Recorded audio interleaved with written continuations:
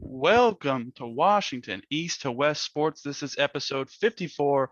I am Matt Beatty, joined alongside, as usual, by Sean Beatty and Kevin Ardall. If you want to get involved in the show, go ahead and tweet us. I am at Beatty_Matt.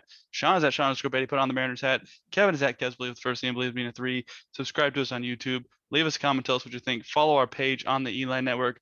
Gentlemen, let's get to the play of the week. So you have not seen this play of the week, but I covered my first Shelton football game for the Shelton Mason County Journal. Please subscribe if you want. We have online options as well.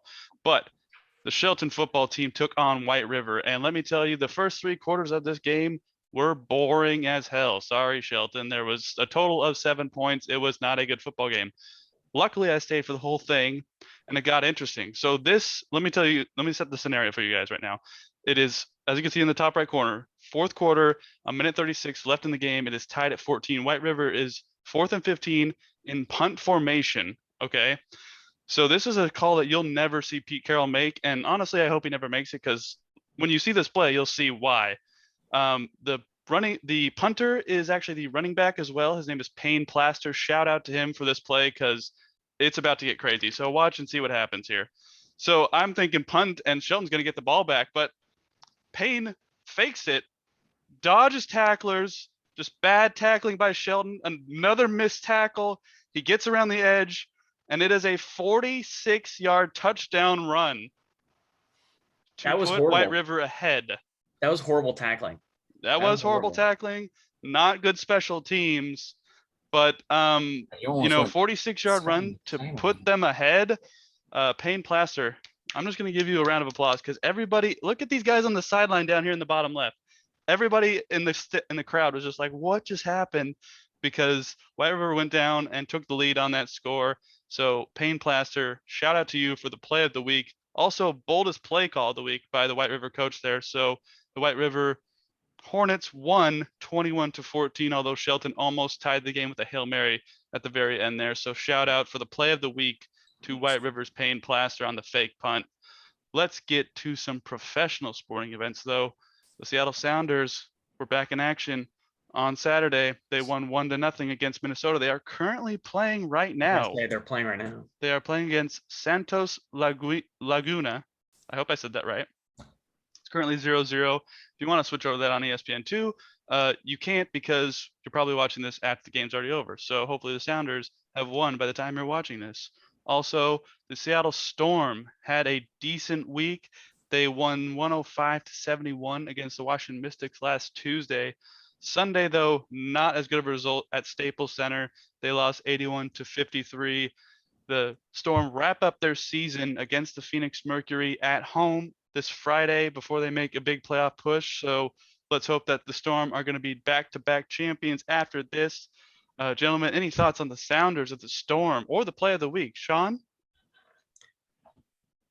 I got to be honest. Usually in the past, I'm more confident in this team, but they just got run out of gyms a couple times. Not gonna lie, by some of these teams. I am a little nervous, and with Breonna Stewart going down for the rest of the year, I don't honestly have much faith in them competing legitimately for a title this year, unfortunately.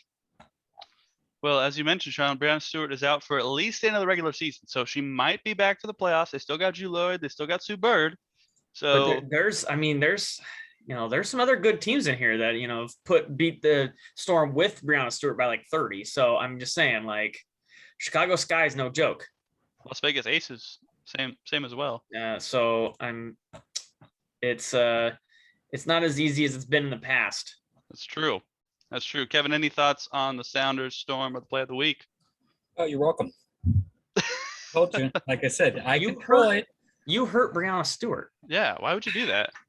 Well, I we were chatting on Twitter, and she said that I had a stupid look on my face, and I was like, whoa. So then I talked to the basketball gods, and I was like, pardon me. Okay. I had to correct her, because I said that's just Kevin's stupid normal face. So he's not making a face. Yeah. This is how he looks. Sorry about that. Exactly.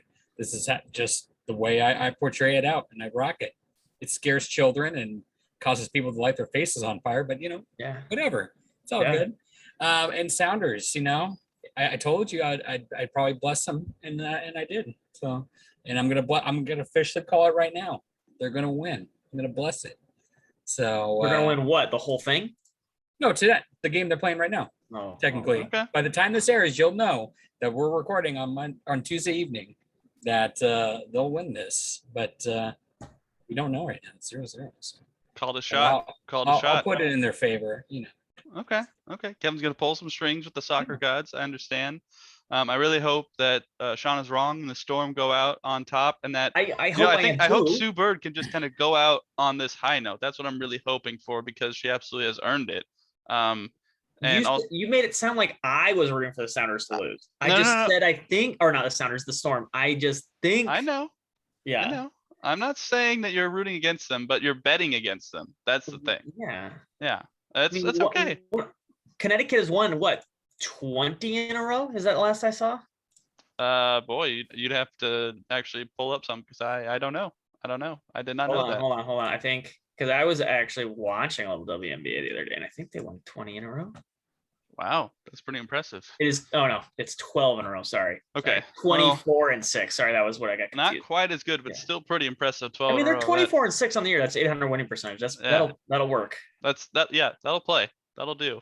So, Storm have a tough road to repeat as champions, but hopefully they can pull it together. Hopefully Stewie can come back and help lead that team on a title run. But gentlemen, let's move on to the Seattle Mariners. I need a score update. What is the score right now? 1-1, bottom of the fourth. Jarred Kelenic struck out, didn't make contact. Okay, well. And now it's 3-2 with Jake Fraley up. Okay, well, let's talk about the week that was, while the Mariners are currently in the fight of their lives against the Boston Red Sox. So last Monday, they lost 11-2 in Houston. Then they lost 5-4 and 10 against Houston before salvaging a win in Houston 8-5. They hosted Arizona this past Friday, Saturday, Sunday, won the first one with Marco on the mound 5-4, then lost the next two 7-3 and 5-4. They beat Boston in their first game of a 3-game series on Monday, currently in a 1-1 tie on Tuesday, and then they have one more game against Boston tomorrow in a matinee event. Then they are on the road against Kansas City for 3, and then they come home, on the road against Kansas City, 4 on the road at Oakland, and 3 more on the road in Los Angeles against the Angels. So, gentlemen, what do we think of the Seattle Mariners? Kevin, I'm going to throw it to you. What have you thought about the Mariners play this past week? It's kind of like that ringtone, just stupid, crappy. No, I'm kidding. I mean, honestly, Mariners, when you're in this type of stretch, and you just can't lose to the Diamondbacks the way you did. I was just so upset with that. And then we're beating a dead horse here. Like, Mariners just they do decent to good against good teams, and then they suck against bad teams, even though they did have a series win against the Diamondbacks earlier. But I just don't know with this team. It's just so the good positives are, one, Kikuchi finally had a somewhat decent outing, bounce back. Let's see if he can continue that. The starting pitching is starting to look a little bit better, other than Flexen got blown up a little bit, but I think he'll bounce back from that. I liked what Logan Gilbert did on his day pitching, back to solid work. So kind of like what we saw in the earlier months from Logan. Seawall got a little bit blasted there for a little bit, but that's okay. Everybody needs to calm down. As we mentioned earlier on previous podcasts, bullpen's going to give up runs. It's going to happen. Paul Sewald is not Jesus. He's close, but as far as hitting, Kelenic's been heating up. His bat's been solid for pretty much since the middle of August up until now. Like, it's just getting better and better. And then Handy Bomb. It was nice to see that coming back. I like to see a little bit more consistency and home runs out of the dude, even though he has 30 plus already. So I can't really. I guess that's a little harsh because he's playing out of his mind. I like to see it every day. If he could hit a home run every day, that'd be sweet. But It's going to come down to them pretty much damn near playing perfect to have even a chance. And that starts with sweeping the Sox. So we'll see. We're All right, Sean, what do you think? so we usually do this on Monday, so I'm gonna like talk as if the Mariners didn't win on Monday since we didn't know that result usually, because we usually give it from Monday to Monday. I think it was a bad week. Houston's really good. Losing the series to Houston is what it is. And you took 1 into 10 innings, you won another one. That's kind of really the best you can hope for at this point. It's just losing the series in the way they did to Arizona is not to the worst team in baseball. They lost 29 in a row at one point on the road this year. That's not, they're very bad, and they're very bad they're even worse at home or on the road. So losing 2 of 3 is fine. I get sweeping is hard, but you've got to at least win this series against Arizona. They're terrible. And guys, and I'm saying guys as to the Mariners, it was rough. It was rough. Yeah, Kevin Kelenic is playing a little better. 700 OPS the last couple months, but it's not great. I am a little nervous now in who Jarred Kelenic is in the future. He's making strides, but there is historical data of number of at bats, what your age is, his ceiling is. Are you doubting down. Jarred Kelenic right now? Is that what you're doing? I'm not saying I'm doubting him. I'm worried now. It officially is worry mode. That he.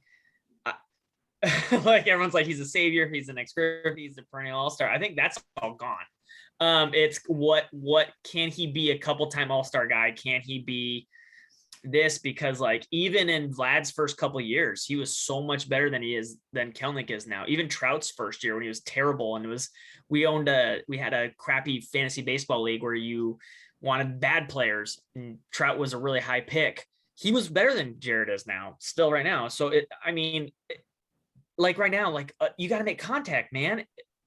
One out. Can I ask you, what was your expectations for Jarred Kelenic? And I'll ask this question to Kevin too. Were you expecting Mike Trout, Vlad Guerrero numbers? No, because Mike Trout and Vlad were not good their first year. If he was that's fine. But he's way worse. He's Evan White right now. And historically, if you look at bats, he's in Javi Baez territory, which we're looking at numbers and there's I was talking to somebody, there's a bunch of no names Casey Kochman territory for starting at bats of under 22 years old and X number of at bats. He's right on par with being a Casey Kochman now. He's not in the tiers that he was in before, just a couple months before, because he's been not bad, but he's been so bad to start that I'm not saying the sky is falling and it's over for him. He's just terrible and get rid of him. But unless he has a historic turnaround, the ceiling is lower now.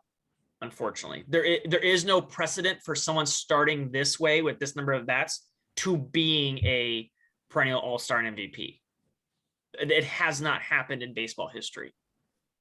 And I'm not saying he can't be that guy, because someone eventually will. But I'm worried. Let's just say that I'm a little nervous about who we thought he is and versus who he is. But again, it's not the end of the world. We knew some of these prospects were going to fail. All these guys getting called up, all these monsters, they weren't all going to be awesome. It just is interesting that it was Kelenic was the one that is struggling a lot. That it would kind of took people by surprise, because people thought he had a really high floor. Okay. So that's all I'm saying. It's just I think the expectations changed on Kelenic now going forward. Well, let me start with the Mariners. So I watched the series finale against the Astros. That was cool because that was the win. Jose Marmoleos putting them ahead, and then I watched JP Crawford hit that 2-run insurance shot. That was cool. Bregman hitting that home run in the 9th was oh crap. But, they held on there in the end. And then the first game against the Diamondbacks, I thought it was a solid win. Could have been better, obviously, but it was a solid win. Overall, week was not great. You lose more than you win, and you're in the wild card race, so that's not great. But then I kind of went back and looked at some of our old tape, and I looked at our prediction show, and I predicted 75 wins. Kevin predicted 68 to 70. You said I think 70. 71, right?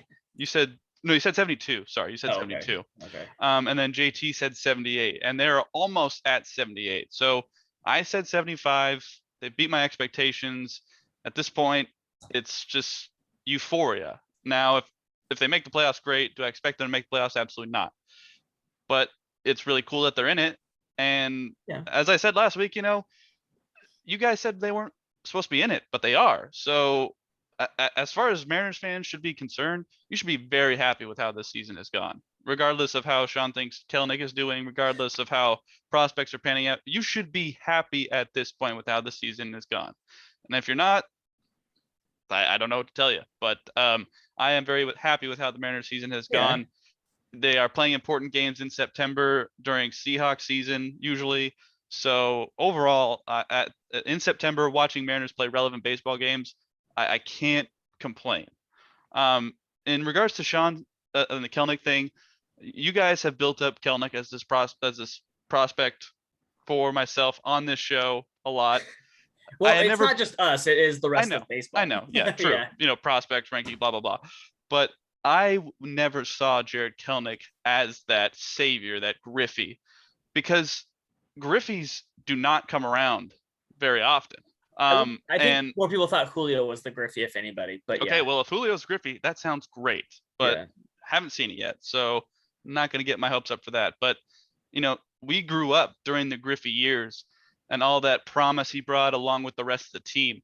I just really want Jarred Kelenic to be a solid, great player for this team. I don't need him to be an MVP. I don't need him to be this, perennial all-star. I just want him to be a good player on a winning team. That is all I want him to be. And I know you guys have expectations. I know a lot of people have expectations for him.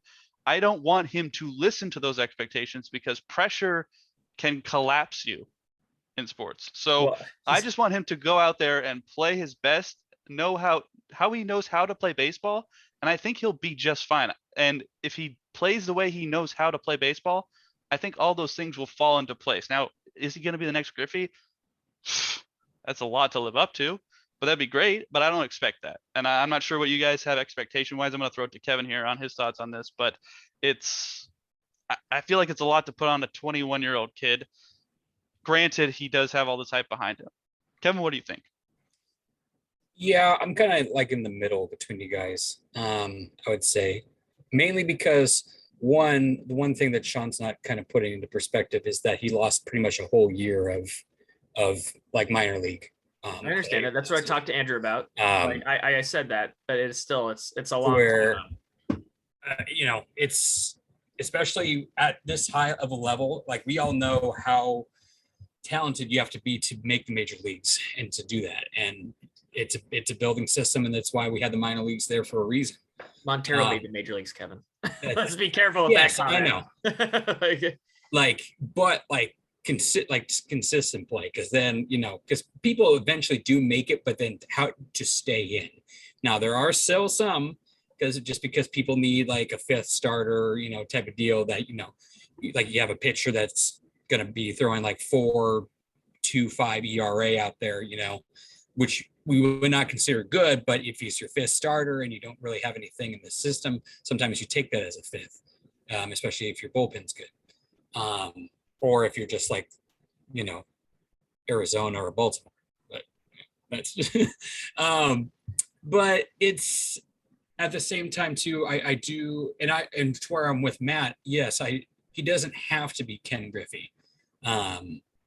He does need, in my opinion, he needs to be a guy that's contributing to like more runs than what he's doing though. Like I expected like what Kyle Seager's doing this year with like 30 home runs, have like a pretty decent OPS. Well, his on base percentage, but like pretty much a better on base percentage, better slugging, more home runs than what he actually did. And he's been here since May. He only has 10 home runs, and his on base percentage is what, like 380 right now. And he got sent back down and then came back up. Yeah, that's true. So I'm willing to give him more time. I would say one more year. before we hit the panic button. Now, if like by a little bit before All-Star break, if he's doing what he's currently doing now, that's scary. I expect in this offseason he's going to grind.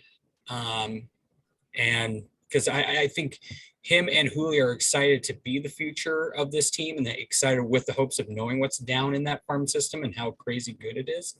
That they want to bring home championships. And I think he's hungry for that.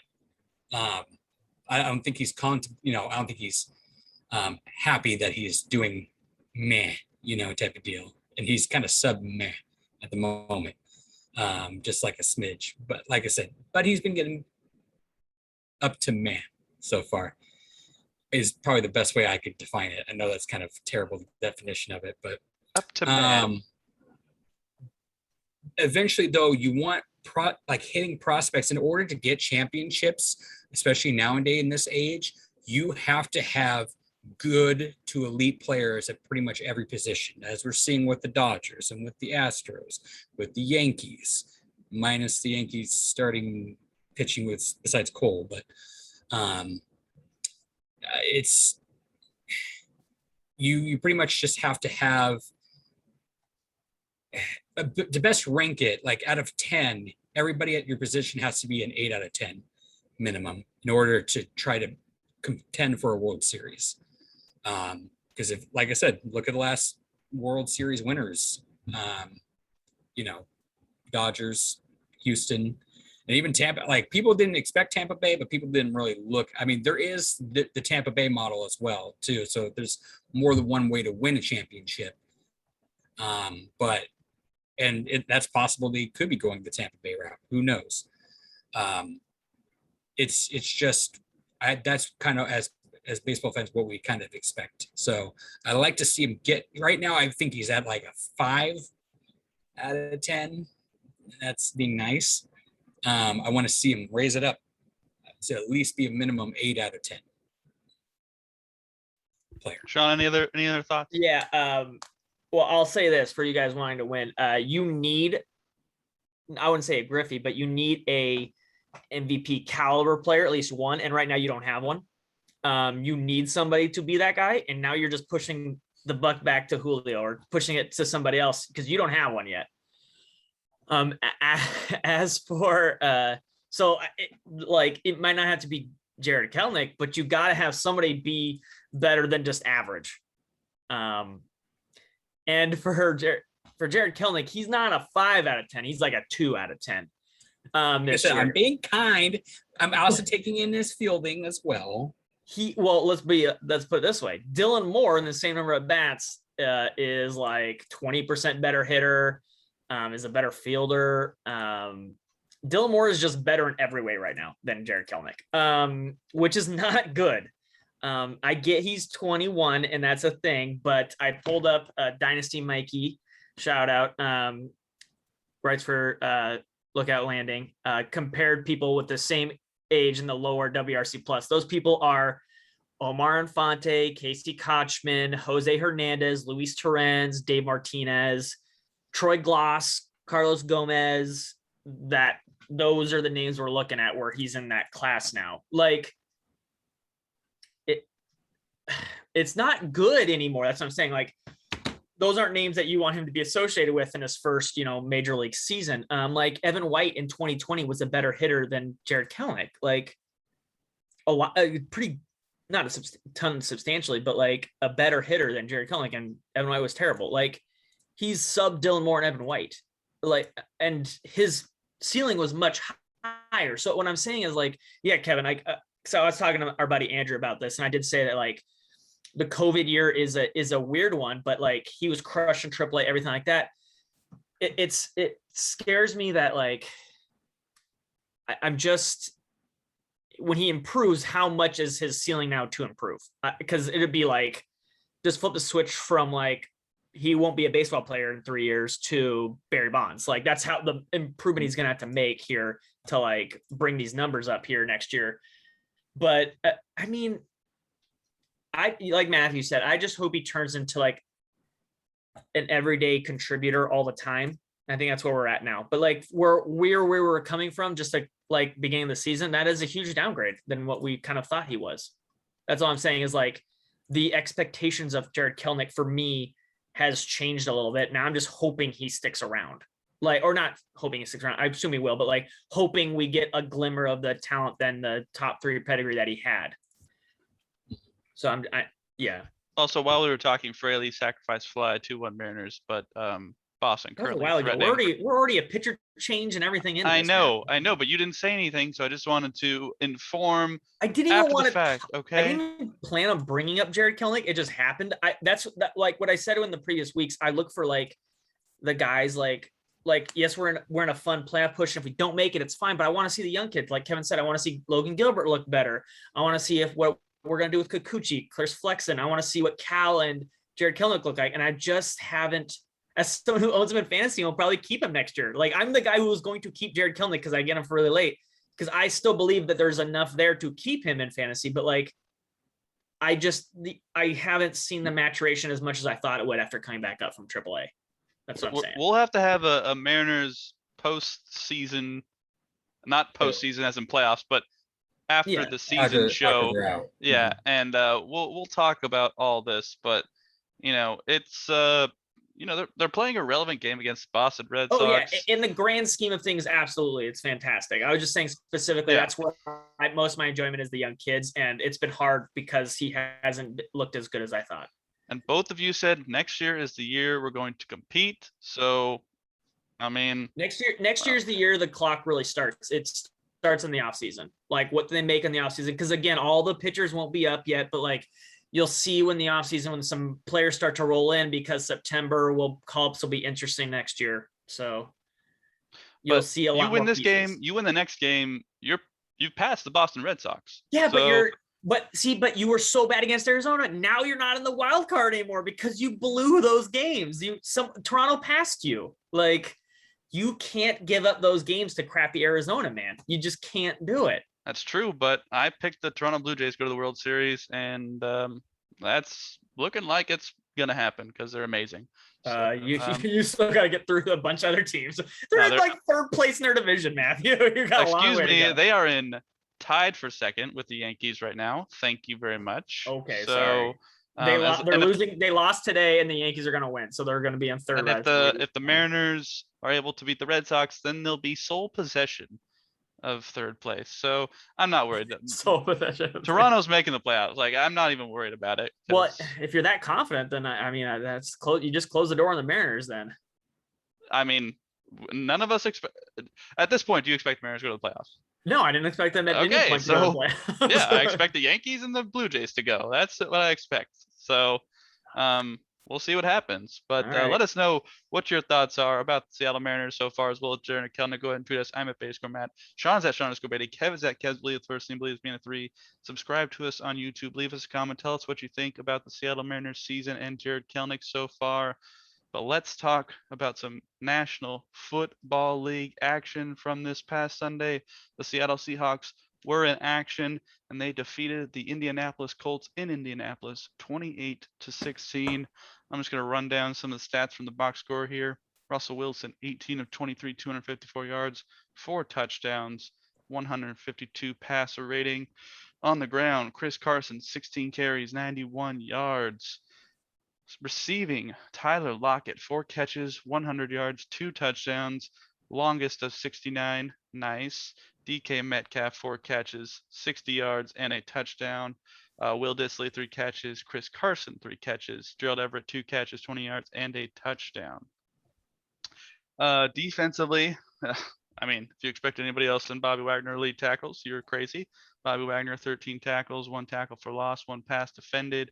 Jordan Brooks, 11 tackles, 7 solo tackles. Quandre Diggs, 9 tackles. Jamal Adams, 6 tackles. Rasheem Green had a tackle and a sack. Ben Semeoa had 2 tackles for loss and a sack. Darrell Taylor had a tackle for loss and a sack. On the Indianapolis side, Carson Wentz, 25 of 38, 251, 2 touchdowns, no picks, 102 rating. Jonathan Taylor, 17 carries, 56 yards, 3.3 average. Receiving, Jonathan Taylor, 6 catches, 60 yards. Naeem Hines, 6 catches, 48 yards. Zach Pascal, 4 for 43 and 2. And then on the defensive side of the ball, it was Kari Willis with 7 tackles, half a sack. DeForest Buckner had a sack. Kenny Moore had a sack. And Al-Quadin Muhammad had half a sack for the Indianapolis defense. So those are the statistics. Sean, what did you think of the Seattle Seahawks on Sunday? I think they played a fairly complete game for the first time in a long time. It wasn't perfect, obviously, but and I haven't had a chance, for just disclosure, there's been a little issue with Game Pass. I haven't had a chance to rewatch it in any more detail, and now that I have a 2-year-old running around, it is harder to focus on every individual play live as it happens. So looking back on it again would be nice. But from what I saw, it was pretty complete. They didn't let Russ cook a super ton, but he definitely heated up the oven. So I enjoyed that. Their defense was good enough, I feel like. That offense, Carson Wentz still is not great. That offense didn't have some pieces, and that is still an area of improvement. But if that's like the biggest takeaway, I think it's good. The offense I was very, very happy with. They were incredibly efficient.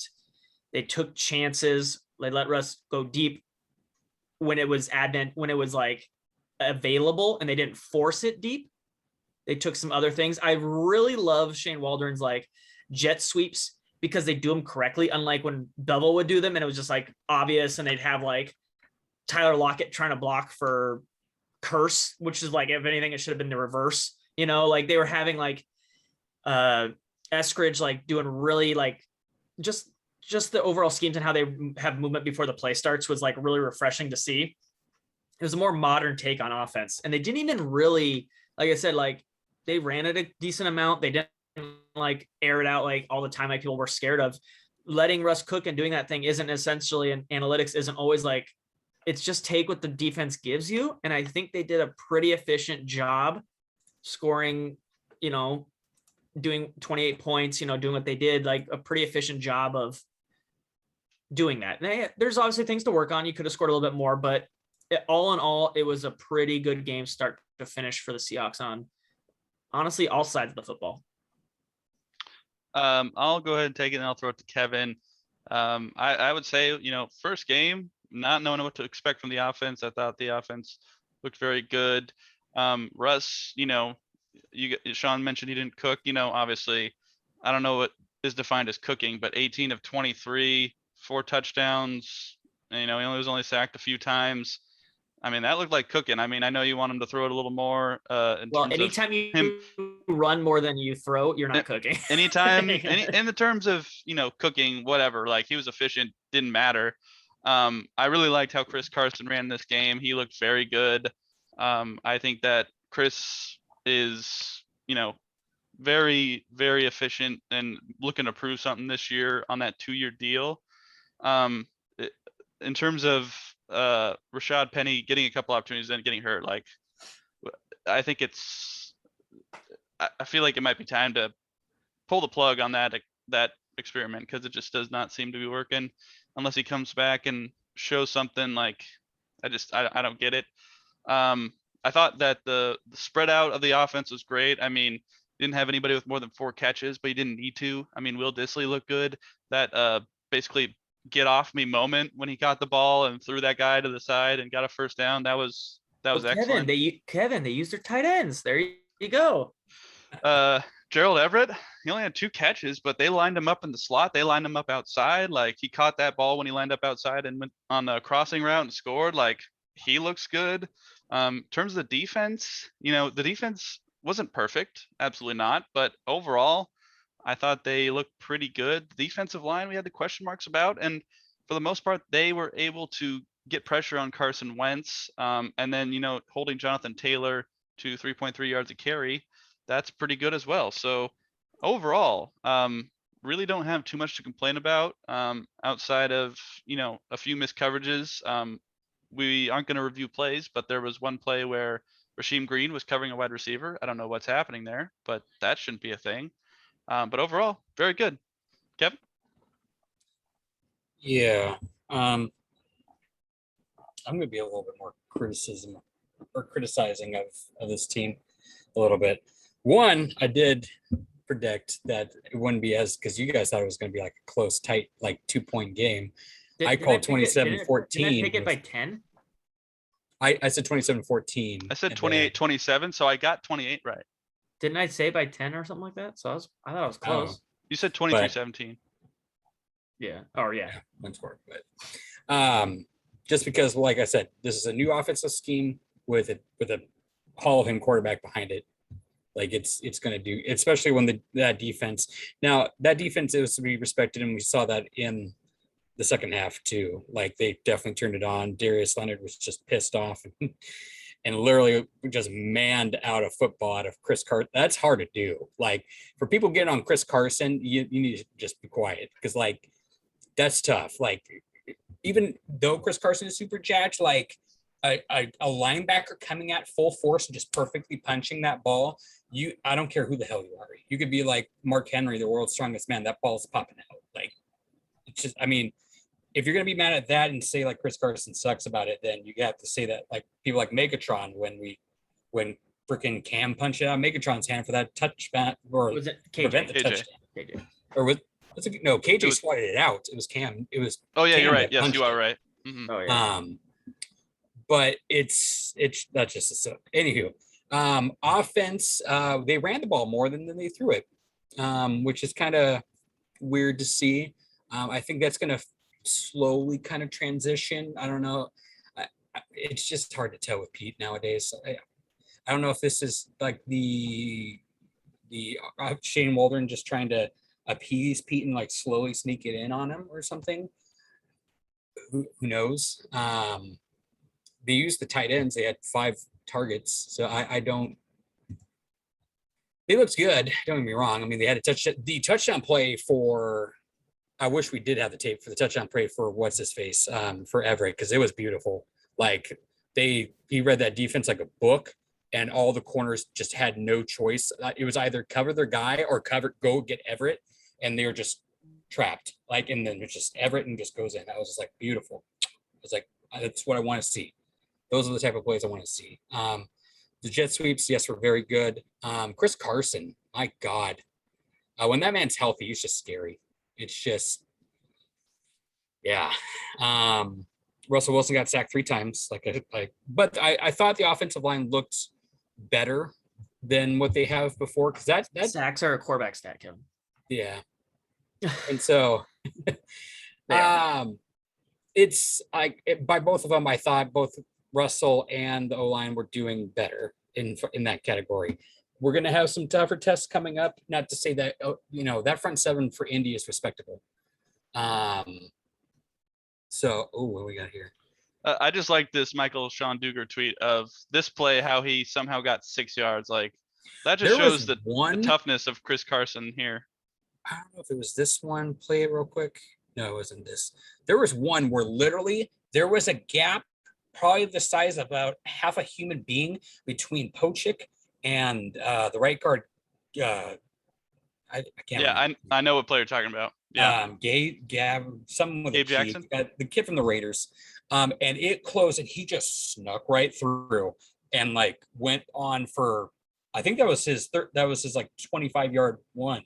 It was beautiful. Like, just he saw the gap, he just squeezed like he's just like patiently squeezed through and just took off. I was like, holy shit! I was like, that was beautiful. I want to see more of that. It's just, can he stay healthy? And that's hopefully something that we can kind of keep this year.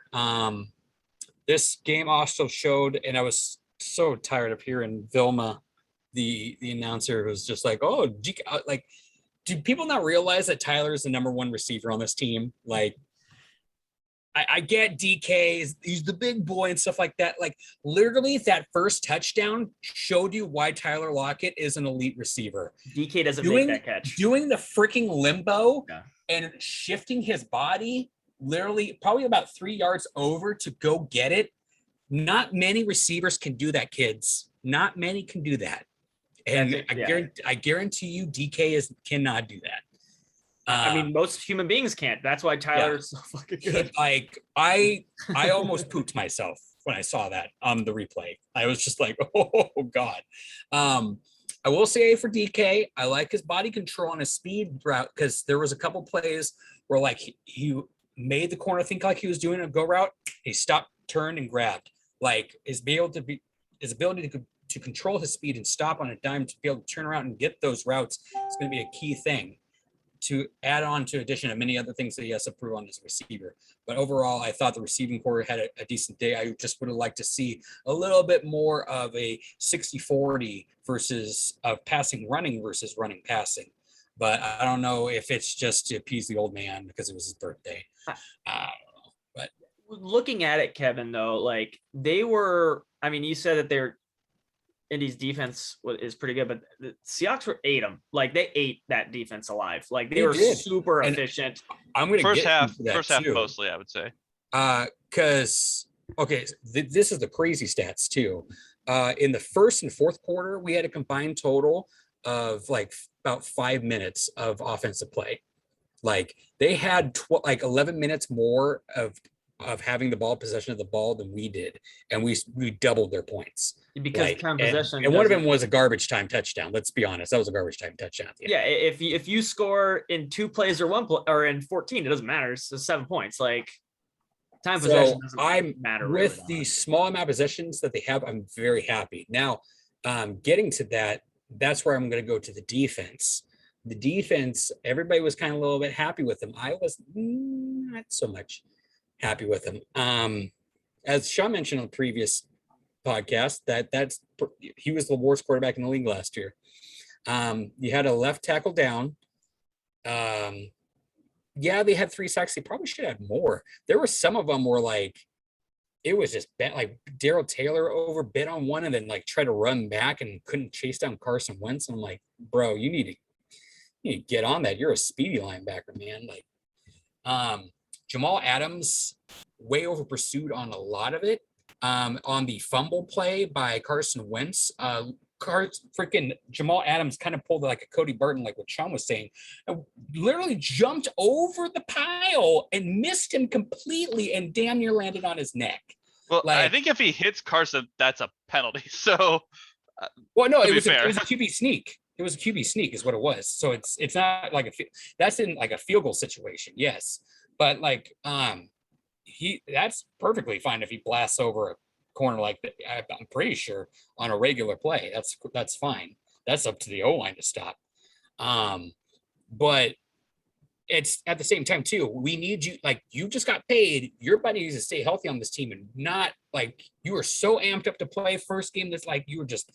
There was a play too on the Mayoa sack. Go back and look at that, kids, because literally it's him and I think Darrell Taylor or one of the linebackers, like they're literally right next to each other. And then like he's going in for a blitz like this, but he's doing like a hard count and to where he's just like, oh. And then like once the ball is snapped, he like has to push the linebacker aside. And then he starts like running forward on it. I'm like, Jamal, tell the linebacker where he's supposed to be, unless it's Bobby. Bobby's going to put you where you need to be. But other than that, like if you're on, like get him out of your way in the first, like don't wait until then. Like you're already showing blitz because you literally pump faked twice. Like he was just in full, like amped, and that needs to settle down a little bit. Like I need that controlled, because once that's controlled and just precisioned, then he's going to be a better like football player, in my opinion. They did put him back in coverage a little bit more, which is nice to see. I want him to get more reps back there because the D line was so in depth to where like people were kind of getting after it. But at the same time too, you need to take advantage of an O-line that's missing pieces. I want to see a little bit more hurries. Carson Wentz is mobile, but not that mobile, especially with the foot injury. So time of possession, them having 10 more minutes than us too is not good. I want to see that improved because like we saw what Russell could do with a limited amount of time in his hands. And if we want to see blowouts, get the ball in Russell's hands more. Like that's what you need to do. Other than that, the only other thing I complain is third down efficiency. We were 44%. That needs to go up a little bit.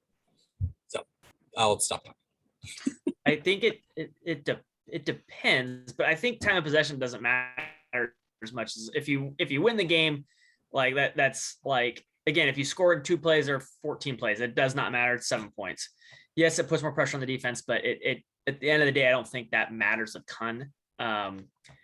It's just that the offense was so efficient when they threw the ball, it really overshadowed everything else, and it makes me confident that, again, this team, Russell finished with the highest completion percentage above expected, CPOE, which there's people arguing about that means Shane Waldron's a bad play caller, but I don't think so. But he was, so basically he fit the most difficult balls into places where people didn't think it would go or should go, and he made it work. Probably the Tyler play is probably one that stands out. They were just, again, I agree with you, Kevin, in the fact that like you want more passes than runs and anything, but I think this game didn't really dictate, because again, like I think you both said, it wasn't I don't think it was as close as the score indicates. Like you said, it was garbage time touchdown. Yeah, they scored at the very end, so it didn't really, like, it wasn't that close. It was like almost a 3-score game. So they were in control, so they were afforded. They didn't score because in the second half because they ran it more, which your bread's gonna be butter with Russell. So I think they ended up running more than passing because they had a lead. That's the whole analytics advantage. You throw to score points and you run to keep the lead, and that's what they did. They just got up so early because when Matthew Wentz is so bad, like. It really showed that they didn't make Wentz look terrible, but he still is like, what do they grade him at? Not grade him, but DOVA, the 22nd quarterback in the league. Not great. Yeah, the Seahawks defense ranks about 15th right now in DOVA. So, which I like because it gets rid of junk time and all that stuff. So it doesn't count the touchdown against them. Things like that. So you're right, Kevin. There's more improvement but I think on defense, though, they show me enough flashes that it's like, hey, there is something here. Like there's some pieces here, and it is week 1. There's a lot of Jamal's finally healthy, hopefully, and we're getting some people on the same page. We're had a lot of corners that are new now, so they have to figure this out. Jordan Brooks is getting some more playing time. There's no KJ, so Cody's got to play there a little bit. Taylor's got to play there a little bit. So this is the first real game where they're all kind of playing. So I fear some bumps are coming.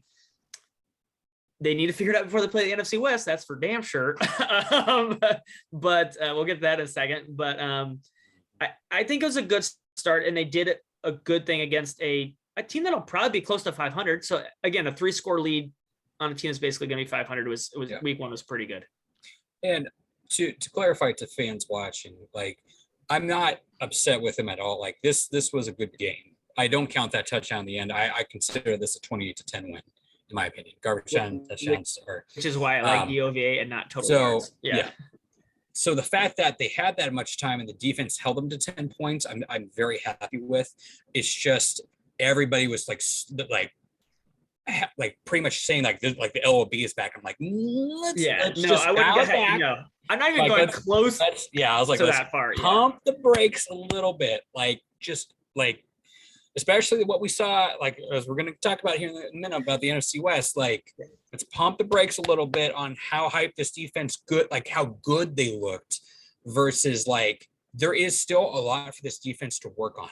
There was they had a lot of good things that we didn't see last year that they did this time, but there is still things to clean up, especially since this division is going to be a effing bloodbath. Like it's so I'm overall happy. It's just there's things, like I said, because I know what's coming up, I'm realistic as to where we need to be, where we're at right now and where we need to be. Like fans, like this is where like I think we're at, and fans think we're like here, and I think we need to get up there, but we're actually down here, like type of deal. Like we need to dial it back, and we'll hopefully see some improvement over time. So, well, look, one game, so it's one game. I will say Tyler played great. I think both DK and Tyler will have their weeks. I think they're both 1 wide receivers, because if you take away Tyler, DK's there. If you take away DK, Tyler's there. If you try and take away both of them, Gerald Everett, Will Dissly will eat all day. So I think Russell has a great amount of weapons. In terms of the run pass, I don't care as long as you adjust what isn't working. So if you are doing something and it's not working, switch it up. Do not keep doing the same thing and expect the different results. All I want to see from this offense is to not do like DK said last year, run, pass, run, pass. If it's not working, mix it up. Do something different. And Shane Waldron, just like Sean said, took what the defense gave him. The run game was really not stopped, and Chris Carson was really not stopped. I don't care if they run it more than they pass, because if you can't stop it, then keep doing it. So that is what I would say. Per run average, it was still negative EPA. So let's just be very clear. It was bad when they ran it that much. They didn't score in the second half because they ran it so much. Let's be very clear here. Without coaches' film, it's hard to tell. But I believe what happened is they saw a lot of too deep safety looks. And when you have that too deep safety looks, like it just makes to where the box is not filled, and Chris Carson's going to murder them. And they used your tight ends, Kevin. They used tight ends across. That's what we were begging for last year, because then it's not so one-dimensional. They use some jet sweeps to keep people up. If they're going to back up, jet sweeps, there's no one there. And they use the right people to get, like Eskridge looked. Hopefully he's okay, because he got flavor blasted. And as someone with a DK Metcalf on his main fantasy team, DK wasn't a factor in the first half, but then he salvaged his day in the second half. And that touchdown, when they scored that touchdown, I was like, that's the insurance. It's over. Like, that was what they wanted in that one, and it was over. Like, I was just tired of Vilma just saying, "Oh, they haven't thrown a DK. Their number one DK." I was like, "Dude, you clearly don't watch film on this team at all." In terms of the defense, Carson Wentz's first game in an offense in a injury plagued. I don't care. It was good. I think he'll be better. It was good for what it was, and they're going to be a playoff team. So it was good for what it was. Well, like you said, Matthew, like it's like Vilma didn't even watch. Solo home run tie game. But they didn't watch the Tampa Bay Buccaneers thing. What did Mike Evans catch? One pass for 3 yards or something like that, I don't know, something. But if the defense is like, we're gonna take this away, don't force it. You have Tyler Lockett, just throw him 2 bombs. He scores 2 touchdowns, and their defense goes, crap, we have to cover this guy. He dropped 100 yards and 2 touchdowns in the first half. Then they're like, we got to shift coverage to Tyler. And then, like you said, Matthew, DK caught a touchdown in the second half. So, don't force things to anybody. That's what Shane Waldron, that's what I'm liking. Run, pass. Stop doing that, Pete. Whatever the defense is giving you, you have enough weapons to create mismatches everywhere. You just do that. Whatever the defense lines up and says, we're going to stop the deep stuff. So then in the first couple plays, we saw it. In the first half, they were using Will Dissly and Gerald Everett so much, and they were so open. They're just running down the field, getting 10 yards a catch. Baptize that corner. I mean, they caught 5 passes between the 2 of them at almost 12 yards per catch. So it's just they were killing them, and then they had to creep up, and then Tyler's over the top. The offense was efficient. That's what I wanted. Yeah. They were efficient with the opportunities they got. They had that 9-minute drive to start, got a field goal, and Seahawks come out 4 minutes, score a touchdown, take the lead. And they were still above league average and still in neutral zone passing or neutral situation passing. And that means again, when someone says they passed more than they run more than they pass, it doesn't really matter, because again, when you have a big lead and you're just running clock, it's neutral situation. So it's winning percentages within 20%, there's 80 to something. It means the game is still winnable by the other team pretty easily. How often are you throwing versus passing in certain situations, or situations that aren't 3rd and 1, obviously run, or 1st or 3rd and 42, you obviously pass. It's eliminating the obvious plays, and it's saying in neutral situations where you could really do either, what are you doing more? And in that situation, they actually passed more than they ran. So that's all I'm really asking is, in neutral play situations, do they do it? They didn't do it a ton. They were barely above league average, but they didn't have to. And can I say one thing, Kevin? Yeah, I know you like this too. On 3rd and 20 something, they didn't run a draw. They threw it and they got the first down. I know. That's when they went deep to DK. It's surprising how that will work when you have guys like this and take a shot. I needed a cigarette after that. It was so beautiful. They took a shot. Now they're when you're super backed up on your 10, yeah, maybe don't take the shot, because the odds of you getting sacked or something bad happening in your end zone is something. But you have so much room to work with there. Take the shot. What do you got to lose? Why are you run a little draw play or like a little slant. I'm like, oh my God, here we go. And I'm like, that maybe I have a little hype here that maybe Pete Carroll's listening to some analytics and they're letting Shane do his thing. Cause that is not we've seen that for however long Pete's been here, Kevin. Yeah. Every time that is a draw. It's like 3rd and 15 or more. That is a draw every single time.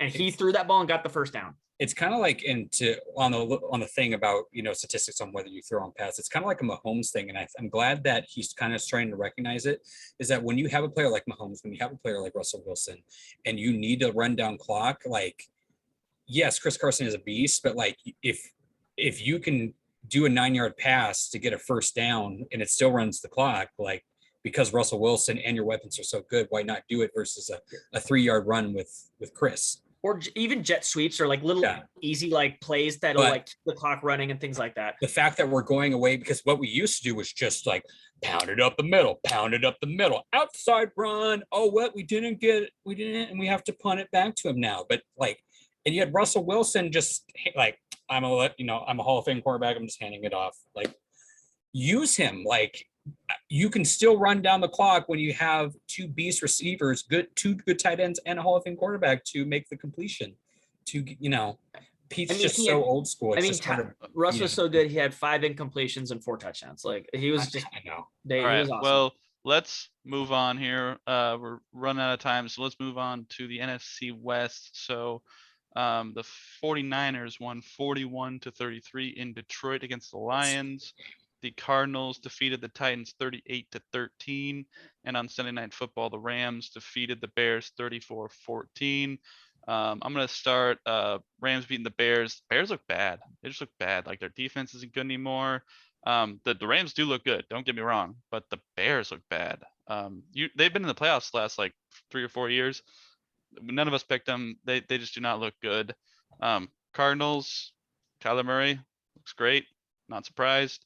49ers, that one was a little surprising. Cardinals was a surprise. Everyone in the league was like, oh my God. I wasn't. The 49ers. You're in for it in the next couple of weeks. No, I'm not.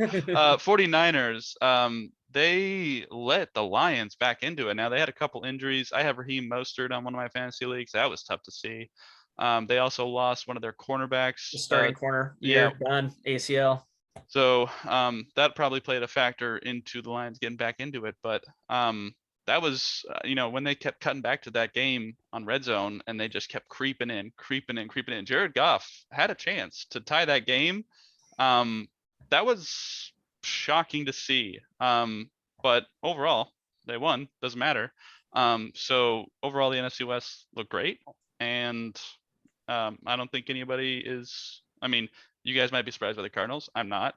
So, yeah, I thought the NFC West proved they're the best. Sean, what'd you think?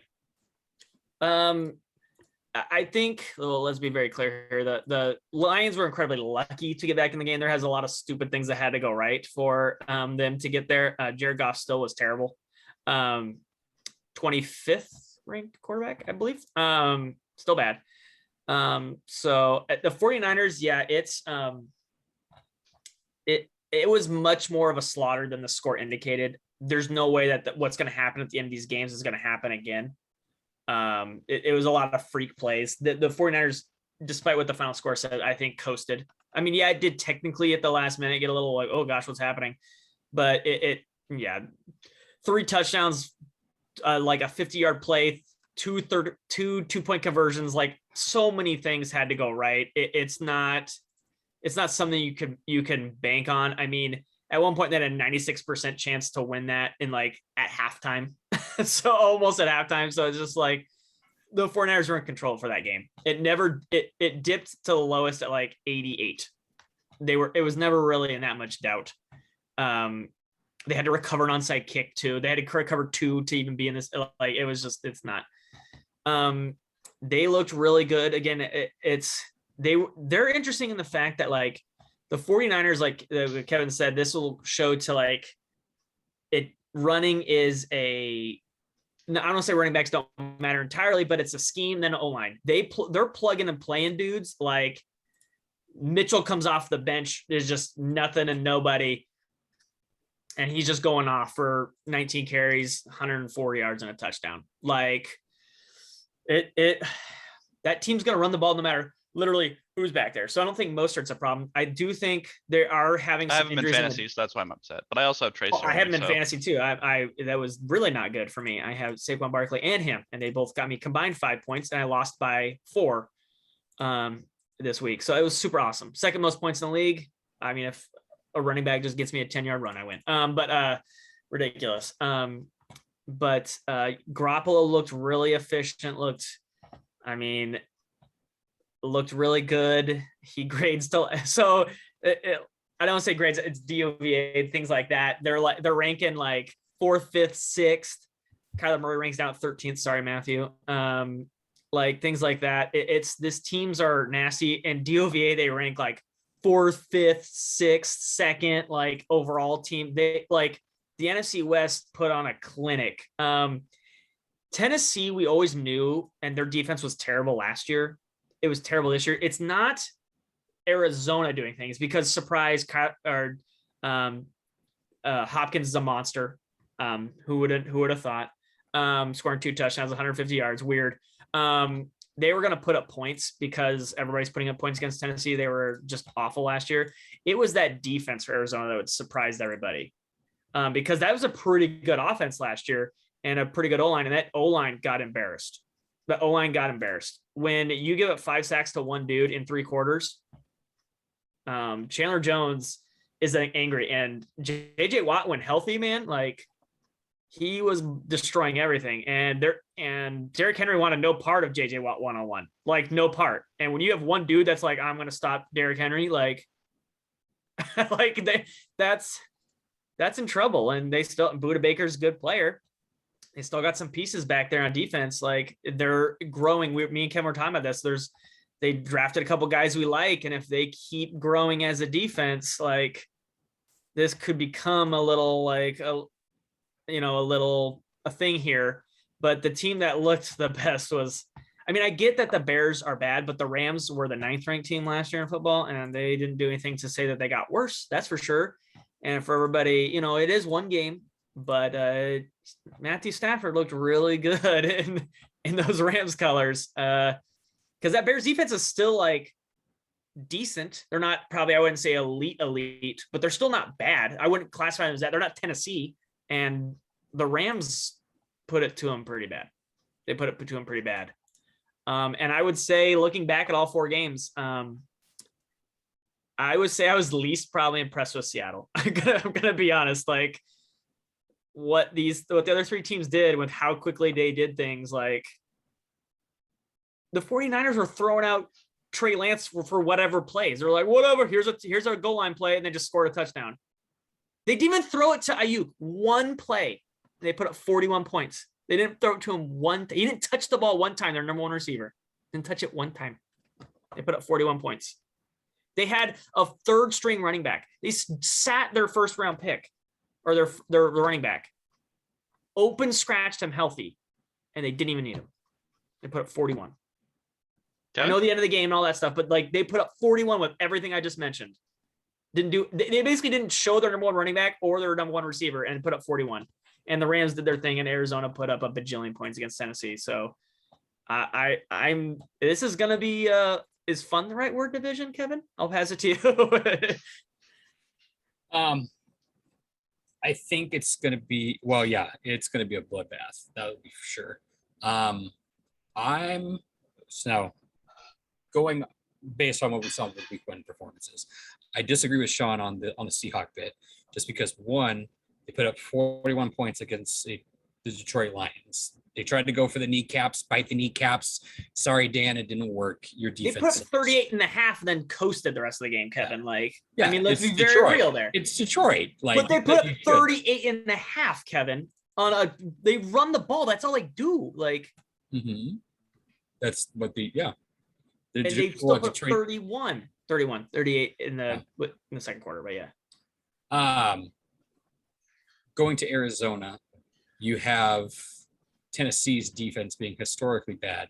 And the one thing that we're going to find out in a little weeks that's going to make Matt a little nervous is Tennessee's pass rush is just non-existent. It's not there. Kyler Murray under pressure, especially coming off a year that he's hurt. I'm interested to see that. I'm interested to see if he has a nice clean pocket back there to throw it to Nuke. We'll find that out in due time. So I'm not too basing that off of that. And this week, if you are the Seahawks, you saw the mold, you know that defense is a hot pile of dog shit. And you shouldn't let Tennessee's offense figure it out. We'll get to the preview in a little bit. Yeah. Tennessee should have thrown that ball because you have Julio Jones and freaking sexy face McGee number Brown over there. Like you just have that 1-2 punch. Like throw that ball, throw that damn ball. Seriously. And then the Rams looked impressive. Bears D, I expected a little bit more. I honestly think, why not just give it to Justin Fields and see what he can do? Let him learn the offense. Andy Dalton's not going to really do you a whole lot. I mean, he looked impressive for the little bits that he was in there. I only saw the highlights, but Justin Fields looked competent enough. He's only in there like 3 plays. Yeah, but yeah. So I would like to see a little bit more of Justin Fields. Maybe they'll wean him in. Who knows? Overall, this running back, the Niners did what they usually do. They run the ball really good. That rookie's going to continue that load until Wilson gets back off of PUP, and then it's going to be nice split carries. And Wilson's going to show everybody again why he's a legit running back and probably should be on a number 1 starting team. Is Sermon's going to take a bunch of those carries away. He's going to play next week. He's playing next week. Absolutely. Yeah. So they're going to run 3 guys or 2 guys. It doesn't even matter who they're running out there. Every time I see Wilson Jr. get that ball, he just shred. I mean, he's out for 6 weeks. Yeah, I know he's on the pup. Yeah. I'm saying when he gets back from the pup. Yeah. Is he? He'll be like the 3rd guy on that team. That's what everybody thought last year, and then he just pooped on everybody. I mean, we'll see what they do. It's hard to tell. I mean, before last year, nobody knew who Mostert was. Like, it doesn't matter who they run back there. It's just the scheme and that offensive line being very good to where they can do what they want when they run the ball. Because you're not going to trust it in Jimmy G's hands, and we know why. We've talked about it on this podcast about the ducks that man can throw and why you're not going to put it in his hands. I mean, yes, he does have the weapons around there to do it, but like, if trust in what you like now, if you have a Russell Wilson back behind it, then yes, you put in the weapons of Kittle, Ayuk, and Deebo Samuel, but you do not. So they're going to go with the running game. Rams as a whole just looked very impressive. The defense looked good, but honestly, with Andy Dalton, it's hard to scheme. We'll see in the coming weeks. It's week 1, so I don't want to overblow it. And then Arizona. Everybody just forgets every year because he gets hurt. Chandler Jones is just a freaking monster. Period. Honestly, I think that O-line is good. It's just I think Chandler Jones, he literally leads the league almost every year in sacks when he's healthy. Like, but 5 in a game. He had 5 in the 3 quarters. 17 in a year before, 2 years ago. He had 17 sacks. He led the league. No, actually, no, he had more than 20 on one of them. He had 21 sacks. He is a beast. Yeah, but Kevin, he's on pace for a bajillion. He's he's not gonna get 5 a game, but that's what I'm saying. 5 in 3 quarters was he was thirsty to play. He had that Jamal Adams added. See, here's the difference. This is where I think Jamal Adams could go. He had the Jamal Adams mentality and energy of I'm back. I want to go. I'm full 100%. I want blood, but he's a vet to where he knows how to control it and not over pursue on crap to where he gets home. That's where I want to see Jamal Adams eventually be. And I think Jamal Adams has the potential to do it. Not in the way, because Chandler Jones is just a big physical freak of freaking nature. I mean, he's 6'5", 6'4", 6'5", just muscle. I mean, the whole Bones family is just athletic freaks from what we've seen from John Jones. But and Chris Jones. And Chris Jones, yeah. But I think everybody, we just forget because he gets hurt. So, and especially now with JJ Watt on the other side, I still would double up. I'd rather take the one-on-one with JJ than Chandler. You double up that man every time, maybe even triple if you need to. That man is filthy good. People just forget it because he gets hurt. Sadly, that's his only nick, is that he gets hurt quite often. Sadly. So this division, It is going to be interesting. I want to see a little bit better pass rush from the Hawks. Yeah, they'll be like, you got 3 sacks and stuff like QB pressures, hurries, and stuff like that. But I think we saw something there to where I think that where we thought that the Seahawks might be last, it might be kind of in the mix because like the Niners at the end too, like even though your secondary is now your weak point because you're very thin in depth, especially now with that guy, with the guy being out in the year, like your front 4, which is pretty much all first round picks, need to get home on a Jared Goff, as we've talked about. Like if you can't get home on Jared Goff, what are you doing? Like that front 4 should be kind of slapped to let that man get those points back. Yes, it was garbage. Most of those guys weren't playing anymore, Kevin. Well, yeah, they took him. They probably did him out, but I think it's probably on the last drive. The game was over. Like, was it? It's they needed a lot of luck. Did the Lions win? It was over. They needed a lot of luck. The fact that they got the onside kick was kind of crazy. To get 2 in a row is super crazy, and they just ran out of time. Then score and then convert 2 times, and then it was a lot of luck. All right, well, we gotta wrap it up here. We got about 5 minutes left, so we're gonna do quick preview. Tennessee at Seattle, 125 CBS. That's unfortunate. I'll have to find a way to watch it. Maybe I'll buy CBS on. Well, it might be Tony. It might be Tony Romo. What's his face? No, it's just my streaming options. I have to find a way to stream it. So I'll probably purchase CBS for a little bit and then cancel it when I don't want to watch it anymore. But anyways, I'll do quick thoughts and then a prediction. I'm going to time myself here. I'm going to try and do 1 minute. Okay. Tennessee did not look good against Arizona. We all know that. I think they will play better against the Seahawks. Granted, I think the 12th man will play a factor. I think Ryan Tannehill looked terrible. He didn't really find Julio Jones. He found A.J. Brown a few times. I think they will be better this week. I think it will be a shootout. I think Russ will play better than he did last week. I think he'll be throwing the ball more than he did last week. I think the defense for the Seahawks will play good, but not in the sense of points, just in the sense of yards, but they'll give a few big plays. I think this is going to be a shootout. Overall, I think it will be Seahawks 40, Tennessee 32. I think there's going to be a lot of points because I think Tennessee is going to be down. They're going to have to throw it, and they're actually going to figure out their throwing game. I think Derrick Henry is the best player on that team, but they're going to have to abandon that because they're going to be down because that defense is going to get torn up by Russ, and then they will have to throw the ball to A.J. Brown and hopefully Julio Jones because I have him on my fantasy team. I also have this Russ DK stack, so really hope to see that a bunch. But 40-32 Seahawks. Sean? I think you're thinking with your fantasy rather than realistic. And Derrick Henry is not the best player on that team. Yes, he is.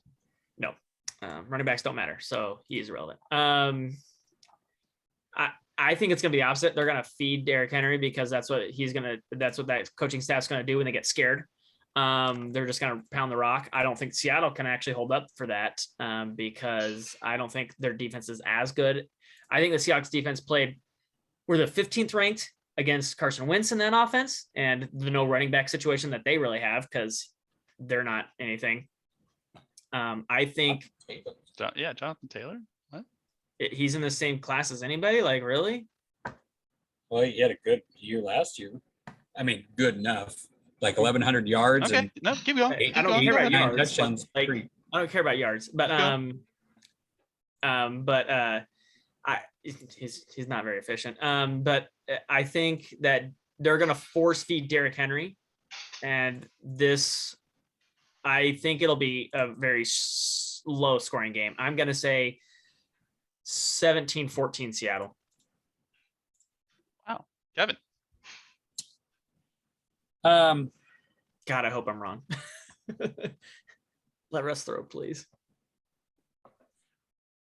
Yeah, he averages 5 yards a carry, 1170, 11 touchdowns.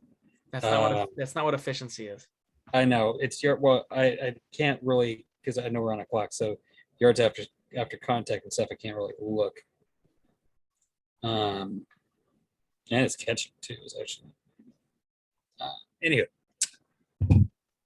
Let's see. Yeah, I think they probably will. Hopefully, because I think they're going to do like two safeties deep. They're going to respect A.J. Brown and Julio to where they run a 2 deep safety set quite often to where they're going to And then, because I don't think I think they're kind of like the Seahawks last year. You have two main beast monsters, but you lost your really good tight end Janu in the offseason to the Pats, to where you don't have anybody that can really go over the middle that you trust. There's no Humphreys there. And really, you just have the two main monsters of Derrick Henry. Like, so I have a feeling they're going to try to pound it, just because you're going to see the two deep safety to try to box out Julio and that, to where the run game. I think the bodies up front are good enough to stop it, especially with Bobby and Barton being so aggressive. I think Derrick Henry will still have a good game. He might have a 100-yard game and probably a touchdown or two. This defense, though, let's talk about that. Seahawks, you're going against one of the worst D lines in the league. Okay, it's time to let Russ cook. Period. Let that man eat. There is no reason why DK and Tyler should not have 100 yards each. There's one reason, Kevin, and it's a 4-letter word. P-E-T-E. I know. Yes. So hopefully if Shane Waldron takes over this crap, you eat. I think he called most of the game last week, and if that's the case, then you're right, Kevin. I'm hoping he eats. Let that man eat, because you're gonna have a clean pocket. You should have a clean pocket. Like that O-line, you should have an easy day at the office, because there's really nobody there. Yes, you got people that are there to play football. They're going to try to get after it, but I think your O-line is better than their D-line. So, I'm sure Russell will probably get sacked 1.5 times. We'll say that, because I was right last week. I called 3, so I'm going to call 1.5 sacks this time. But I'm going to say somebody will have a touchdown, probably Antonio, because he's just so dang good. It's Antonio. Jesus, thinking Brown. Brown will have a touchdown. Sorry. I'm gonna say 35-24. Okay. All right. Well, let us know what you think of the Seahawks this past week against the Colts, and what your prediction is against the Tennessee Titans. Go and tweet us. I'm a beta from Matt. Sean's at Sean's Bay. Kevin's at Kevin believes first name believes being a 3. Subscribe to us on YouTube. Leave us a comment. Tell us what you think. Follow our page on the Eli Network. Next week, we're going to be breaking down the Titans, Seahawks. Then we'll look ahead. Who do they got after that? I don't have it handy on me. Minnesota? Oh, yeah, Minnesota, yeah. And then we will see where the Mariners are at next week. So hopefully the Sounders will pull out a victory. I haven't checked the score, but Kevin has blessed them, so I'm very confident. And we will see you next week on Washington, East to West Sports. And All-Star game. Oh, yes.